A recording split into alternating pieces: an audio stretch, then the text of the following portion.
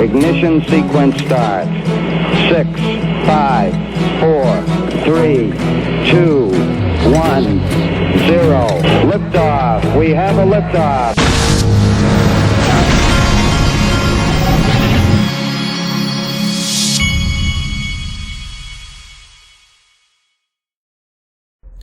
Hey everybody, this is the Digital Asset Investor, and I'm going to start this video with this tweet from Mr. Intuitive, who is the official cool guy of the Digital Asset Investor channel. Now, he says, caption this, mine is, how do we stop Digital Asset Investor from showing the people Troomers? Well, the answer to that question I can give you. I am ready to stop. I'm tired of all of this. Here's what I say, point blank.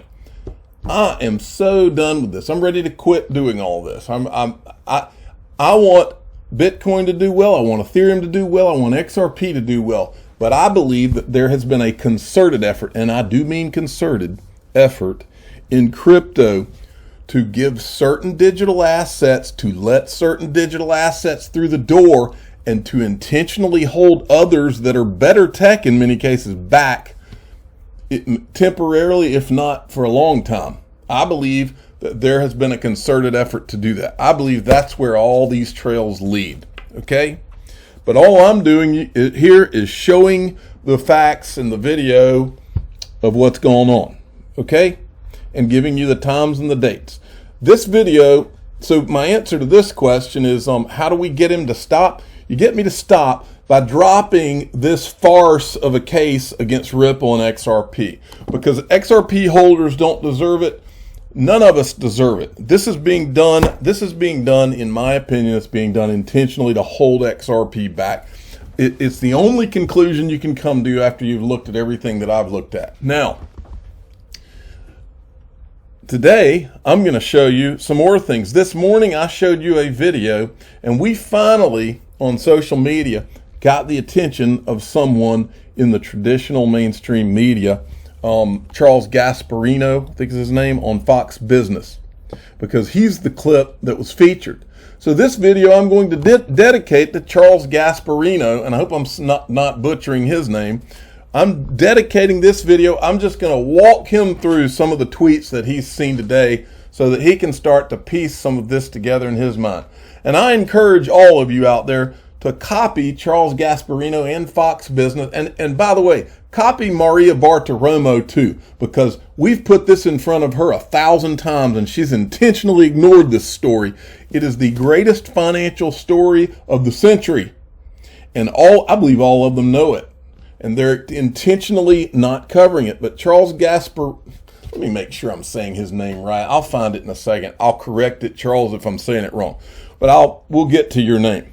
But this is for you. So pay attention, Charles, where this all started. First, we're gonna start with who I think your source was, and we'll get to that too. I think your source was Andrew Keys, okay, from Consensus, when he worked for Consensus. He was head of global business development at Consensus back in 2018 when you were covering this story, okay? And everybody who hasn't seen all this, you're going to in a second.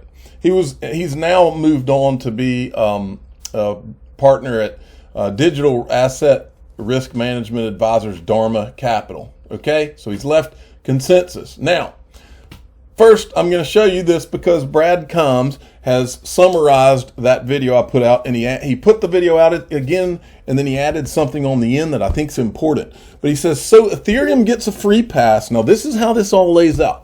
Ethereum gets a free pass. And Charles, if you're listening, they got the free pass when Bill Hinman went and gave the speech at the Yahoo Finance Summit on June 14th, 2018. So you might want to write these dates down as I go, because we're going to cover your tweets and write those dates down, and the picture will become pretty clear. So Ethereum gets a free pass, works directly with SEC and CFTC, which is what the video shows, while SEC uses regulation through litigation for the rest of us, like Ripple, Coinbase, and the rest of the crypto industry. We've shown videos on this channel. Everybody was begging for clarity, and so they can't get a straight answer. But who was getting a straight answer? the people from that you'll see in the video. All right. Uses regulation through litigation for the rest of us, like Ripple and Coinbase. Maybe we weren't aware that there's apparently a cost to build trust in the system, or better known as pay to play. It's somewhat dispersed. What we can tell you now, because I've been spending a lot of time talking to major players in the cryptocurrency, in the blockchain industry, is that they are starting to come together with a consensus, trying to build together an organizational roots where they can deal with the growing regulation, which is coming from the SEC mainly, where they consider anything that's traded inside a blockchain to be a currency under their oversight. So what we do know, and I've like I said, been doing a lot of reporting about this, blockchain and cryptocurrency industry is looking to establish a self-regulatory organization along the lines of like NASDAQ and the NYSE. To give it legitimacy. Give it legitimacy and to give it set of parameters and best practices, and also to deal with the regulators, the top regulators, the SEC. Obviously, this comes amid increased scrutiny by the SEC, and the SEC launched a massive crackdown on everything blockchain, crypto-oriented. There's going to be a lot of cases coming out of here. But here's what we understand, which is interesting. This self-regulatory agency could be put through, and I think this is the biggest effort yet, where they have major white shoe law firms they've hired, something known as the Brooklyn Project. They're going to publish best practices and seek government regulation at some point as an SRO, as something along the lines of the New York Stock Exchange and NASDAQ. And it's created by two, I would say, industry leaders, a guy named Joe Lubin, Andrew Keys. They are part of something known as Ethereum and Consensus. These are big cryptocurrency blockchain companies. Mm-hmm. They are working on this through this thing known as the Brooklyn Project. They have a lot of sources and friends on Wall Street. That's a really D, so it wasn't exactly right, but the point is they were doing the right thing. Can we get to a clear framework so that people good can do actors. this Yes. in a cost-effective manner without having to hire a fleet of lawyers to try and figure it out? I think that you're correct that there is a cost to build trust in the system. So, Charles, what you're seeing here and what happened, what you covered here, you covered it on I believe it was May 10th, 2018. And what happened was you covered Joseph Lubin of Consensus. Joseph Lubin of Consensus, he's also the co-founder of Ethereum. 1 month after you covered this story of the Brooklyn Project, which is Consensus Project, where they're being sanctioned, in your words, by the SEC, and they're working with the CFTC and the SEC. 1 month later, Ethereum gets declared a non-security, thus booming the price of Ethereum. Again, Joseph Lubin just happens to be one of the co-founders of Ethereum. The guy who gave the speech that gave Ethereum the free pass is Bill Hinman. And where was he? He was at one of those white shoe boy law firms that you were referencing. He was being paid by one of them while he's at the SEC. And when he left the SEC, he went back to the law firm where he could get paid more by them. Okay? Following me, Charles? This is all for you. I'm going through all of it. So then I retweeted this out because I went and found the actual video from Fox Business and said this video should break crypto Twitter today, and it should, okay? And here's why it should break crypto Twitter. For any of you out there, or Charles, any of you out there that are wondering why this should break crypto Twitter, and what's groundbreaking about it? What's groundbreaking about it is we learned in that video that the SEC and the CFTC, and the SEC was sanctioning this. And remember, and we'll cover the tweet, but they were sanctioning this and working hand in hand with Joe Lubin and Consensus on this Brooklyn Project, while the rest of the freaking industry, including Ripple, is all trying to work with regulators, and they're getting the Heisman and being given all the wishy-washy stuff from Jay Clayton and all them, and getting anything but clarity. They're getting almost as if they're intentionally being given a lack of clarity, because they almost like they know that they're working behind the scenes with the one project that they're going to bless, which is Ethereum. That's what it looks like. Charles, keep paying attention, because we're going to keep going with it. Then there's this. This was, I'm going to show some of his tweets. It's Charles Gasparino. He said, I must say my timing was impeccable. So here he's looking at my tweet where I'm asking these questions. Why did Charles Gasparino think the Brooklyn project was sanctioned by the SEC? Where did he get that information? Look at who he included in the tweet. And this is important for those of you watching. He included Joseph Lubin and Consensus Andrew, who I'm assuming is this Andrew Keys, okay? Because, and then in a second here, let me see, right, in a second we'll get to this. Let me see, I'm trying to make sure I'm doing this in line. So Consensus Andrew noticed that his Twitter handle's not lighting up because he no longer works there. He's now at Dharma Capital. Okay, so I think that he said in the video Andrew Keys. That's why I locked in on that. Okay, so my understanding is that that's the source. And then you'll remember this: the Brooklyn project replied to him when he tweeted that back on May 10th of 2018. They said, "Thanks, Charles, but a big correction. They wanted to make sure he did not go public by saying that it was SEC sanctioned and no current plans for sanctioned organization." But then he replies to them, he says, "Andrew said the goal was to be an SEC sanctioned self-regulator. First thing I asked, good luck." So he confirms it, okay?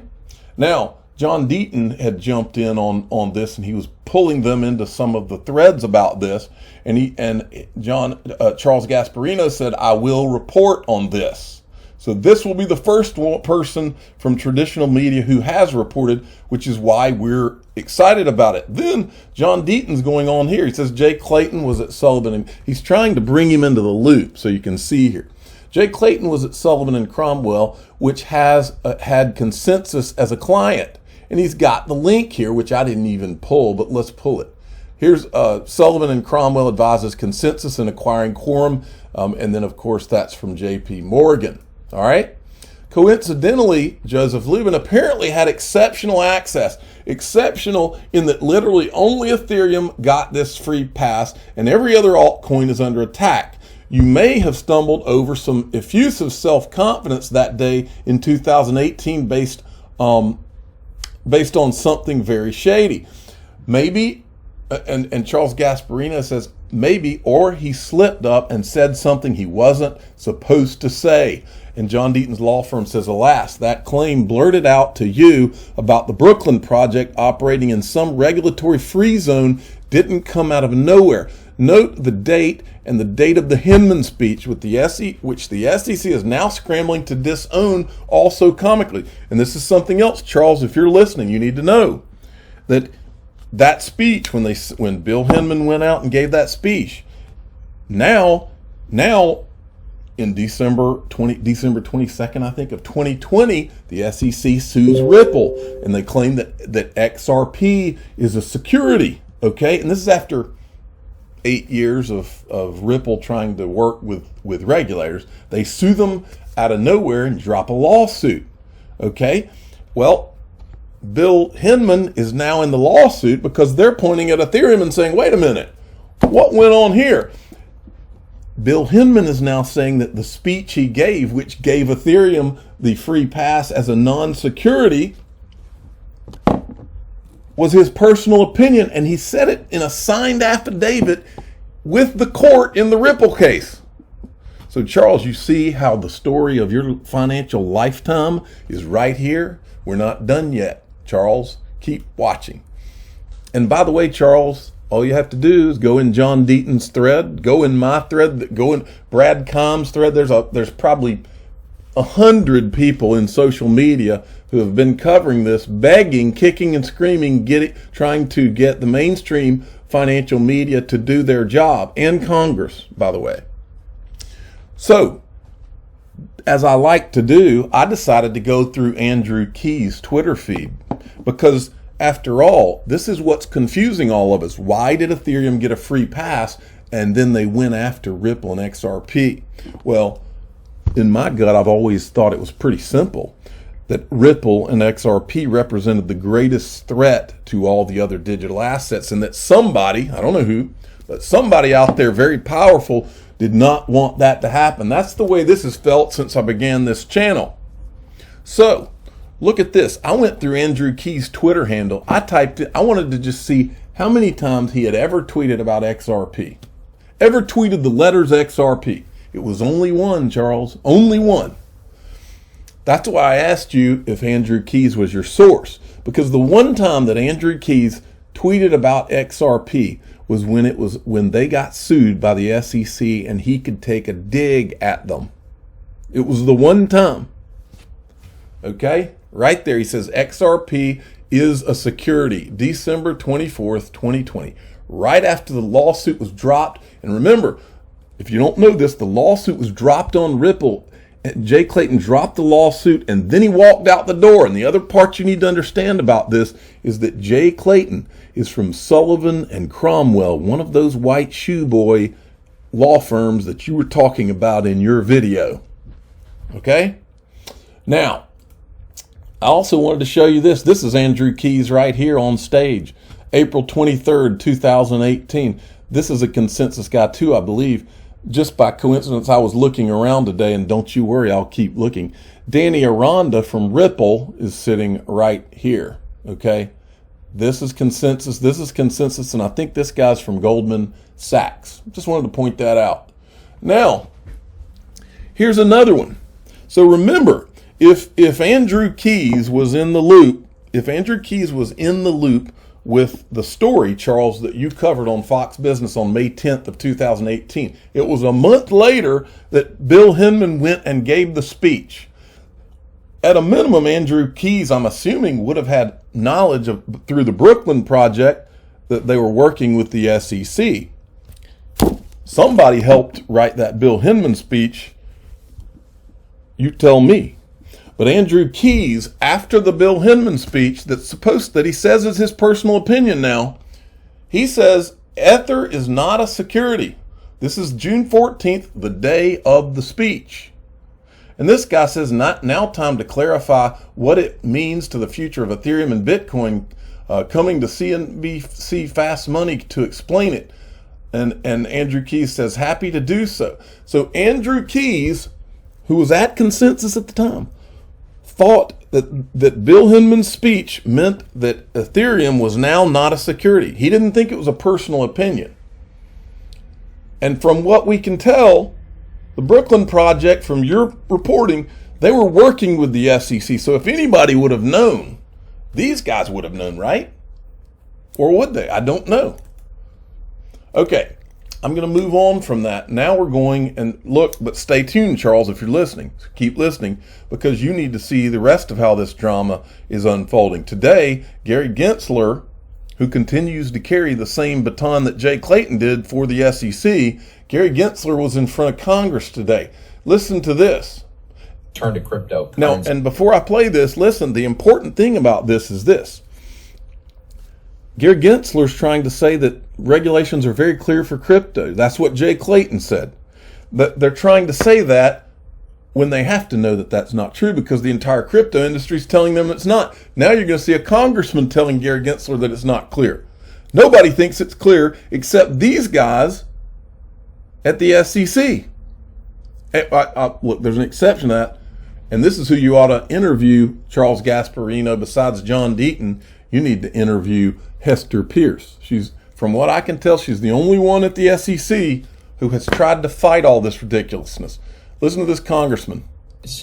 And my time is limited, so I'm going to try to do this as efficiently as I can, Mr. Chairman. But I think I know your position, among other things, is that not all cryptocurrencies are inherently securities, right? That's true. There are a small number that aren't, but I think that, as Chair Clayton said when he was in front of Congress, I think very many of these facts and circumstances are investment contracts. So here's my concern. So some are and some aren't, is basically what you're saying. And I'm concerned that the SEC has not provided sufficient definition for, and explained how it would apply the Howey test, which I think is the court standard for determining when something is an investment contract. So, for instance, stable coins do not have an inherent expectation of profit. They're just linked to the dollar. Now, you might use them in an attempt to make a profit, but that's a second order activity. Is it your view that stable coins themselves can be securities? I think that, Senator, they may well be securities. As Thurgood Marshall wrote in the Reeves opinion, in defining the scope of the market that Congress, wished to regulate, Congress painted a broad brush, and it actually included about 35 different things inside the definition of a security in the 33 Act. I've just got limited time here, so I acknowledge that. Here's my problem, though. I think what you just said was that they may be securities, or that some are securities. To me, a stable coin doesn't meet the second prong of the Howey test, that there has to be an expectation of profits from the investment.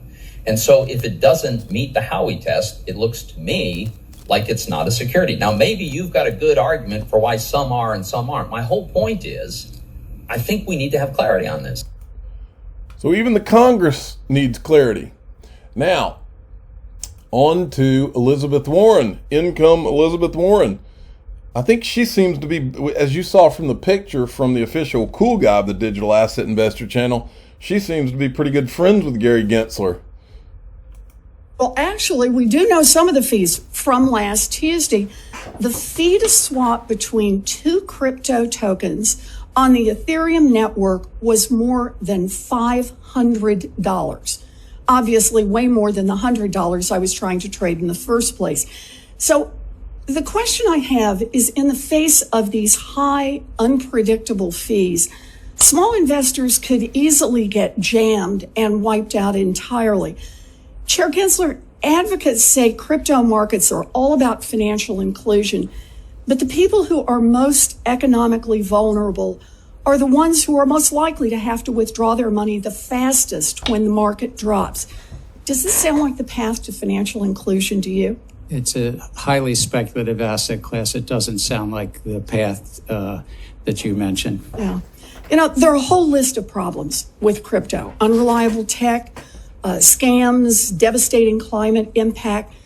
But high, unpredictable fees can make crypto trading really dangerous for people who aren't rich. Regulators need to step up to address crypto's regulatory gaps and ensure that we're actually building the inclusive financial system that we need. And Chair Gensler, I expect you and the SEC to take a leading role in getting this done. She should have just made him dinner after that question. I mean, come on.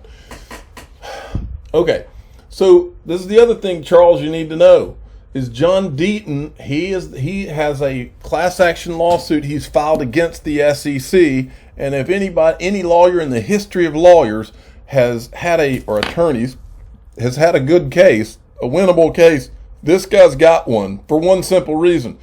He has all the truth on his side, and it's not even questionable. But he has a website, crypto-law.us, and he's created a video library, all of the video that we have laid out, and he gives you a timeline of everything that happened and takes you all the way through it, all the way, I think, till August 3rd of 2021. And he's, I'm sure, going to be adding to it. This guy is all over it. Okay, so I tweeted out, and this would be my final plea to Charles Gasparino: have John Deaton on your show. You want some viewership, get John Deaton on your show. This guy will clear it all up. He'll lay it all out there. And anybody, and I can guarantee you that anybody who wants to be on the opposite side, John Deaton would welcome them to come on. Anybody, because John Deaton, like I said, has the truth on his side. And any of this cast of characters in this game, they ought to go on your show with him and see if they can answer his simple questions. Okay, I wanted to show this. Mr. B said, I would like to formally request a list of the digital assets available on Coinbase that you, the SEC, does not deem a security. I'm an American retail investor that you say you are here to protect. Here's your chance. Gary Gensler, Senator Warren, Tom Emmer, Representative Darren Soto. Tell us We want to be protected. Tell us what are securities and what are not. Stop the cop-out stuff. I'm the digital asset investor. I'm not an investment advisor. This is for entertainment purposes only. Please subscribe. Hit the like button. Tell your friends and family to ask Charles Gasparino to have John Deaton on the show. That would be an interesting